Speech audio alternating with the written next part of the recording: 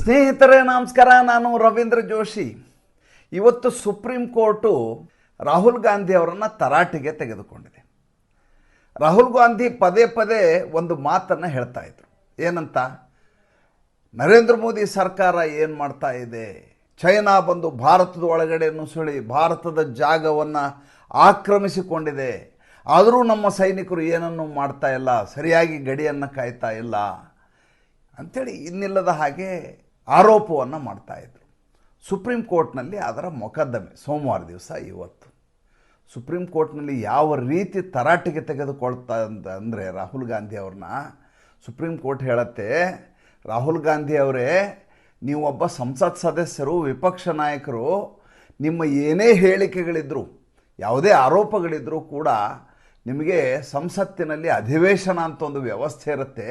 ಆ ಸಂಸತ್ತಿನಲ್ಲಿ ಮಾತನಾಡಿ ಇದಕ್ಕೆ ಸ್ಪಷ್ಟೀಕರಣವನ್ನು ತೆಗೆದುಕೊಳ್ಳಬೇಕೇ ವಿನಃ ಸರ್ಕಾರದಿಂದ ಬೀದಿಯಲ್ಲಿ ನಿಂತು ನೀವು ಇದರ ಬಗ್ಗೆ ಮಾತನಾಡಬಾರ್ದು, ಸೋಷಿಯಲ್ ಮೀಡಿಯಾದಲ್ಲಿ ಇದನ್ನು ಮಾತನಾಡಲಿಕ್ಕೆ ಹೋಗಬಾರ್ದು. ಯಾವ ಭಾರತದ ಪ್ರಜೆಯೂ ಇಂಥ ಕೆಲಸವನ್ನು ಮಾಡುವುದಿಲ್ಲ, ಯಾವ ಭಾರತೀಯನೂ ಕೂಡ ಭಾರತದ ವಿರುದ್ಧವಾಗಿ ಈ ರೀತಿ ಮಾತಾಡೋದಿಲ್ಲ ಅಂತ ಸುಪ್ರೀಂ ಕೋರ್ಟು ತರಾಟೆಗೆ ತೆಗೆದುಕೊಂಡಿದೆ. ಇದು ಲೇಟೆಸ್ಟ್ ಅಪ್ಡೇಟ್. ಯಾವ ಪ್ರಕರಣ, ಇದ್ರ ಬಗ್ಗೆ ವಿಚಾರಣೆ ಏನಾಯಿತು, ಅದಾದ ಮೇಲೇನು ಅದ್ರ ಬಗ್ಗೆ ಸವಿಸ್ತಾರವಾಗಿ ಸಂಚಿಕೆಯಲ್ಲಿ ಹೇಳ್ತೀನಿ. ಇವತ್ತು ಬಂದಿರುವಂಥ ಲೇಟೆಸ್ಟ್ ಅಪ್ಡೇಟ್ ಆಗಿರೋದ್ರಿಂದ ಮೊದಲು ತಮಗದನ್ನ ಹೇಳಿಬಿಟ್ಟೆ. ಇವತ್ತು ವಿಷಯ ಭಿನ್ನವಾದಂಥ ವಿಷಯವನ್ನು ಆಯ್ಕೆ ಮಾಡಿಕೊಂಡಿರೋದು. ಹೊಸ ದಿನ, ಸೋಮವಾರ ದಿವಸ, ಭಾನುವಾರದ ರಜೆ ಮುಗಿಸಿ ನಾವು ಸಂಜೆ ಹೊತ್ತಿಗೆ ಕೂತು ಮಾತಾಡ್ತಾ ಇರುವಂಥ ವಿಚಾರ ಇದು. ಏನಪ್ಪ ಅಂತಂದರೆ, ನರೇಂದ್ರ ಮೋದಿಯವರ ನಡೆ ಹೇಗೆ ಇತರರಿಗೆ ಕಸಿವಿಸಿಯನ್ನುಂಟು ಮಾಡುತ್ತದೆ, ಹಾಗೂ ನರೇಂದ್ರ ಮೋದಿ ಅವರ ನಡೆಯಿಂದ ಬಹಳಷ್ಟು ವಿಷಯಗಳು ಹೇಗೆ ಹಿನ್ನೆಲೆಗೆ ಹೋಗ್ತವೆ ಅನ್ನೋ ವಿಚಾರವನ್ನು ಇವತ್ತು ಮಾತಾಡ್ತಾ ಇದ್ದೀನಿ. ಕಳೆದ ಮೇ 11-12ನೇ ತಾರೀಕಿಂದ ನಿರಂತರವಾಗಿ ಚರ್ಚೆಯಲ್ಲಿರೋದು, ಮುಖ್ಯವಾಹಿನಿಯಲ್ಲಿ ಭಾಳ ದೊಡ್ಡ ಮಟ್ಟದಲ್ಲಿ ಚರ್ಚೆ ಆಗ್ತಾ ಇರೋದು ಯಾವ ವಿಚಾರ ಸ್ವಾಮಿ? ಈ ದೇಶದ ವಿಪಕ್ಷದವರು ತರಾಟೆಗೆ ತೆಗೆದುಕೊಳ್ತಾ ಇರೋದು ಮತ್ತು ದೇಶದ ಇತರ ಎಲ್ಲ ವಿಚಾರಗಳನ್ನು ಬಿಟ್ಬಿಟ್ಟಿರೋದು ಯಾವುದು? ಡೊನಾಲ್ಡ್ ಟ್ರಂಪ್ ಹೇಳಿರುವಂಥ ಹೇಳಿಕೆ.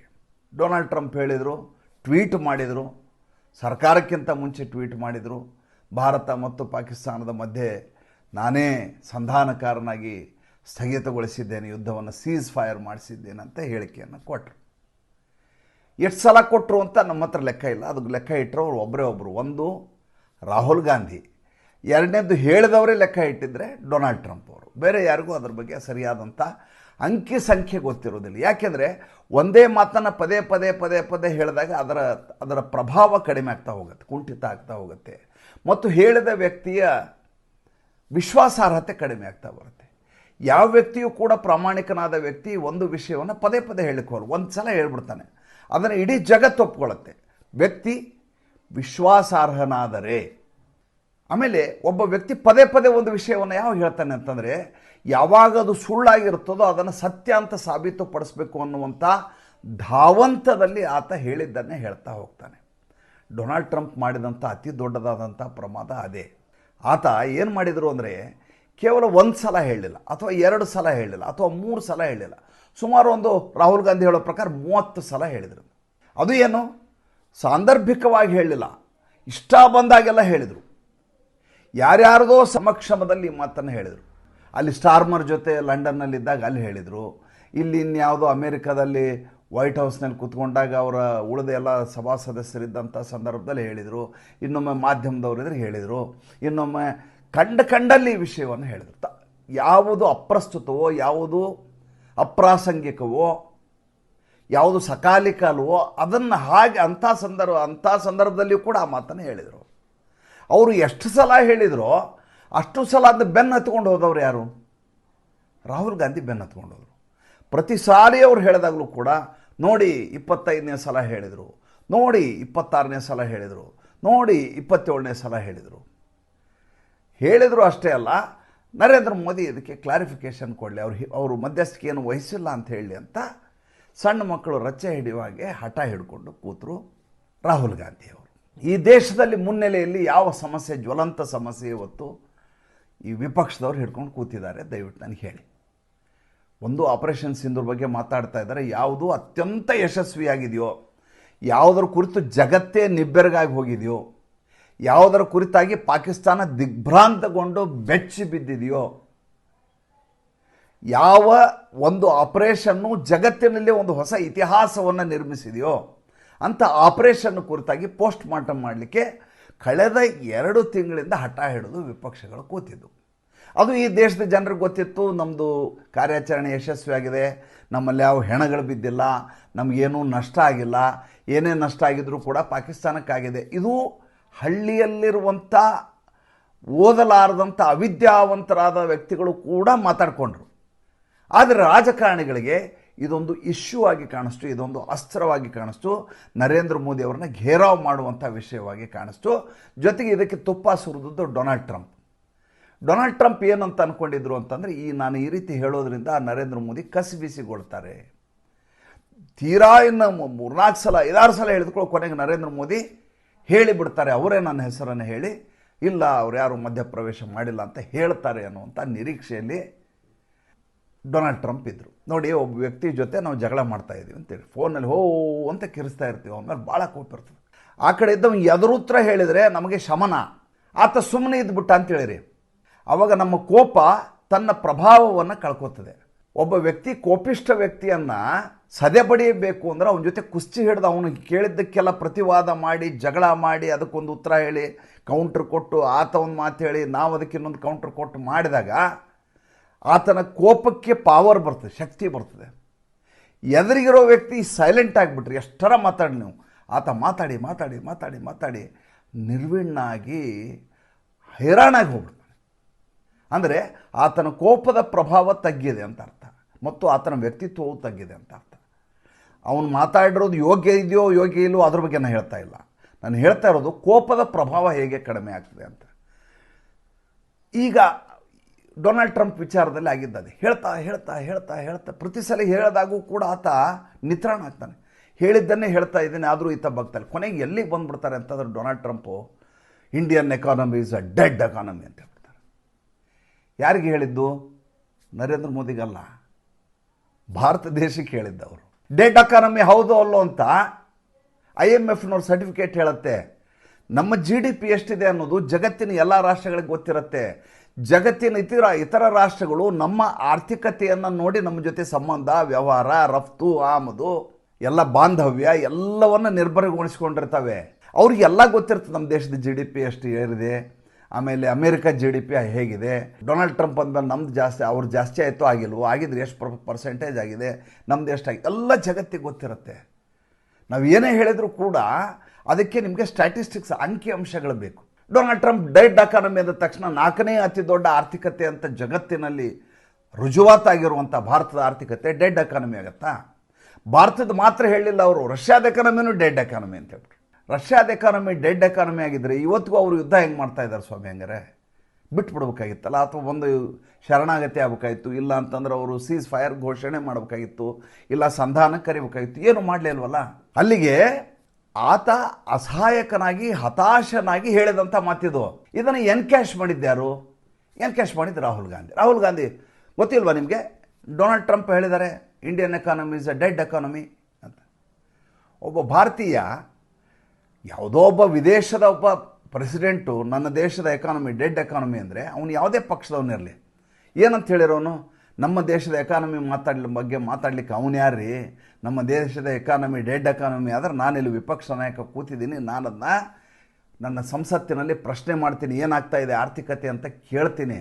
ಯಾವುದೋ ಡೊನಾಲ್ಡ್ ಟ್ರಂಪ್ ನಮ್ಮ ದೇಶದ ಎಕಾನಮಿಯ ತನ್ನ ಮಾನದಂಡದಲ್ಲಿ ತನ್ನ ತಕ್ಕಡಿಯಲ್ಲಿ ಇಟ್ಕೊಂಡು ಹೇಳಬೇಕಾದ ಅಗತ್ಯ ಇಲ್ಲ.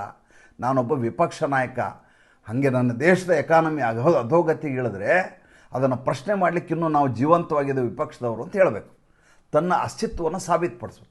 ನಿಮ್ಗೆ ಗೊತ್ತಿಲ್ವಾ ನಮ್ಮದು ಡೆಡ್ ಎಕಾನಮಿ, ಡೊನಾಲ್ಡ್ ಟ್ರಂಪೇ ಹೇಳಿದ್ದಾರೆ, ಇನ್ನೂವರೆಗೂ ನಿಮ್ಗೆ ಗೊತ್ತಿಲ್ವಾ ಅಂತ ಜೋಕ್ ಮಾಡ್ತಾರೆ ರಾಹುಲ್ ಗಾಂಧಿ. ನಾನು ಇಲ್ಲಿ ಯಾಕಿದ್ನೆಲ್ಲ ಹೇಳ್ತಾ ಇದ್ದೀನಿ ಅಂತಂದರೆ, ಒಂದು ಅಸ್ತ್ರವನ್ನು ಯಾರ್ಯಾರು ಹೇಗೆ ಬಳಸಿದ್ರು, ನರೇಂದ್ರ ಮೋದಿ ಅದಕ್ಕೆ ಹೆಂಗೆ ಕೌಂಟ್ರ್ ಮಾಡಿದರು ಅನ್ನೋದು ಆಮೇಲೆ ಹೇಳ್ತೀನಿ. ಒಂದು ಘಟನೆಯನ್ನು ಹೇಳ್ತೀನಿ, ಅದಾದಮೇಲೆ ಈ ವಿಷಯಕ್ಕೆ ಬರೋಣ. ಏನಂದರೆ 2018-19 ಸುಮಾರಿಗೆ ಮೊದಲೇ ಟರ್ಮ್ ಇವರು, ಯಾರ್ದು? Donald Trump. 2016 ಮೊದಲೇ ಸಲ ಅವರು ಅಮೇರಿಕದ ಪ್ರೆಸಿಡೆಂಟ್ ಆಗಿದ್ದು. ಆವಾಗ ಒಂದು ಸಲ ಇಮ್ರಾನ್ ಖಾನ್ ಅಮೇರಿಕಾಗೆ ಹೋಗಿರ್ತಾರೆ, ಒಂದು ಜಂಟಿ ಪತ್ರಿಕಾಗೋಷ್ಠಿ. ಆ ಜಂಟಿ ಪತ್ರಿಕಾಗೋಷ್ಠಿಯಲ್ಲಿ ಇದ್ದಕ್ಕಿದ್ದ ಹಾಗೆ ಇಮ್ರಾನ್ ಖಾನ್ ಕಾಶ್ಮೀರದ ಇಶ್ಯೂವನ್ನು ಎತ್ತಿ, ಈ ಪಾಕಿಸ್ತಾನದವ್ರಿಗೆ ಒಂದು ರೋಗ ಇದೆ, ತನ್ನ ದೇಶದ ಸಮಸ್ಯೆ ಬಗ್ಗೆ ಅವ್ರಿಗೆ ಕಾಳಜಿ ಇಲ್ಲ, ಅದನ್ನು ಸರಿಪಡಿಸುವಂಥ ಗೋಜಿಗೆ ಅವ್ರು ಹೋಗೋದಿಲ್ಲ. ಪಕ್ಕದಲ್ಲಿರುವಂಥ ಕಾಶ್ಮೀರ ನಮ್ಮದು ಅಂತ ಹೇಳೋದ್ರಲ್ಲಿ ಅವ್ರಿಗೆ ದೊಡ್ಡದಾದಂಥ ಖುಷಿ, ಉನ್ಮಾದ ಅದು ಒಂಥರದ್ದು ಎತ್ತಿ ಬಿಡ್ತಾರೆ. ಇದಕ್ಕಿದ್ದಾಗ ಡೊನಾಲ್ಡ್ ಟ್ರಂಪ್ ಹೇಳ್ತಾರೆ, ನಾನು ಈ ಭಾರತ ಪಾಕಿಸ್ತಾನದ ಮಧ್ಯದ ಈ ಕಾಶ್ಮೀರ್ ಇಶ್ಯೂವನ್ನು ಸೆಟ್ಲ್ ಮಾಡಲಿಕ್ಕೆ, ಮಧ್ಯಸ್ಥಿಕೆ ವಹಿಸಲಿಕ್ಕೆ ಸಿದ್ಧನಿದ್ದೇನೆ. Modi is my good friend. Narendra Modi ಕೂಡ ಇದನ್ನು ಸೆಟ್ಲ್ ಮಾಡಬೇಕು ಅಂತ ಹೇಳಿದ್ದಾರೆ, ಅಂದರೆ ಸಂಧಾನ ಮಾಡಬೇಕು ಅಂತ ಹೇಳಿದ್ದಾರೆ ಅಂತ ಹೇಳ್ಬಿಟ್ರು. ಇದಾಗಿದ್ದಾಗಲೇ ಈಗಾಗಲೇ 6 ವರ್ಷದ ಹಿಂದಿನ ಕಥೆ ಇದು. ಈ ರೀತಿ ಹೇಳಿಬಿಟ್ರು. ಮೋದಿ ಈಸ್ ಎ ಫ್ರೆಂಡ್ ಅಂತ ಬೇರೆ ಸೇರಿಸಿದ್ರು ಅದರಲ್ಲಿ. ಈ ಇಶ್ಯೂನಲ್ಲಿ ಮಧ್ಯಸ್ಥಿಕೆ ಮಾಡ್ತೀನಿ ಅಂತ ಹೇಳಿದ್ರು, ಮೋದಿ ಹೇಳಿದ್ದಾರೆ ಅಂತ ಹೇಳಿದ್ರು. ಅದನ್ನು ಹಿಡ್ಕೊಂಡು 2018-19 ನಮ್ಮ ಸಂಸತ್ನಲ್ಲಿ ಗಲಾಟೆ. ನೀವು ಯಾಕೆ ಅವ್ರನ್ನ ಕರೆದ್ರಿ, ಡೊನಾಲ್ಡ್ ಟ್ರಂಪ್ ಯಾಕೆ ಮಧ್ಯಸ್ಥಿಕೆ ವಹಿಸಬೇಕು, ಹಿಂಗೆ ಏನು ತೂರಾಡಿದ್ರು. ಬೇಕಾದ್ರೆ ನೀವು ತೆಗೆದು ಗೂಗಲಲ್ಲಿ ಚೆಕ್ ಮಾಡಿ, ನಿಮ್ಗೆ ಇದ್ರ ಬಗ್ಗೆ ಮಾಹಿತಿ ಸಿಗತ್ತೆ. ನರೇಂದ್ರ ಮೋದಿ ತುಟಿ ಪಿಟಕ್ಕೆ ಕಾಣಲಿಲ್ಲ. ಇವತ್ತು ಹೇಗೆ ಸುಮ್ಮನಿದ್ದಾರೋ ಅವತ್ತು ಹಾಗೇ ಇದ್ದರು. ಎಲ್ರಿಗೂ ಏನು ಅನಿಸುತ್ತೆ ಅಂತಂದರೆ, ನರೇಂದ್ರ ಮೋದಿ ಇಂಥ ಇಶ್ಯೂಗಳಿಂದ ಭಾಳ ಡಿಸ್ಟರ್ಬ್ ಆಗ್ತಾರೆ ಅಥವಾ ಕಸಿವಿಸಿಗೊಳ್ತಾರೆ, ಏನಪ್ಪ ಇಷ್ಟೆಲ್ಲ ತಾಪತ್ರೆ ಬರ್ತಾ ಇದ್ದಾವೆ ಅಂತ ನೋವು ಮಾಡ್ಕೋತಾರೆ. ಹೀಗೆಲ್ಲ ಜನಸಾಮಾನ್ಯರಾದ ನಮಗನ್ಸುತ್ತೆ. ನರೇಂದ್ರ ಮೋದಿ ಆ ಕಡೆ ಡೊನಾಲ್ಡ್ ಟ್ರಂಪನ್ನು ನೋಡಿ ನಗ್ತಾ ಇರ್ತಾರೆ, ಇಲ್ಲಿ ರಾಹುಲ್ ಗಾಂಧಿನ ನೋಡಿ ನಗ್ತಾ ಇರ್ತಾರೆ. ಯಾಕೆಂದರೆ ಯಾವ ಮುಖ್ಯ ವಿಷಯಗಳಿದಾವಲ್ಲ, ಆ ವಿಷಯಗಳೆಲ್ಲ ಸ್ಥಿತ್ಯಂತರಾಗಿ ಅವೆಲ್ಲ ಮೂಲೆಗೆ ಹೋಗಿ ಯಾವುದೋ ಒಂದು ಇಶ್ಯೂ ಇದಕ್ಕೆ ಸಂಬಂಧವೇ ಇಲ್ಲ, ಜನರಿಗೆ ಇದರಿಂದ ಯಾವುದೇ ಪರಿಣಾಮ ಆಗಲಾರದಂಥ ವಿಷಯಗಳ ಕುರಿತು ಇವರು ವಾಗ್ಯುದ್ಧವನ್ನು ನಡೆಸ್ತಾ ಇದ್ದಾರೆ.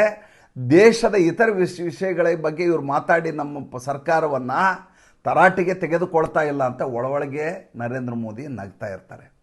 ಅವತ್ತೇನು ಮಾಡಿದ್ರು ನರೇಂದ್ರ ಮೋದಿ, ಅವತ್ತು ಈಗೇನು ಮಾಡಿದ್ರು ಅದನ್ನೇ ಮಾಡಿದ್ರು. ಏನು ಮಾಡಿದರು, ಡಾಕ್ಟರ್ ಜಯಶಂಕರ್ ಅವ್ರ ಕಡೆಯಿಂದ ಮಾತಾಡಿಸಿದರು.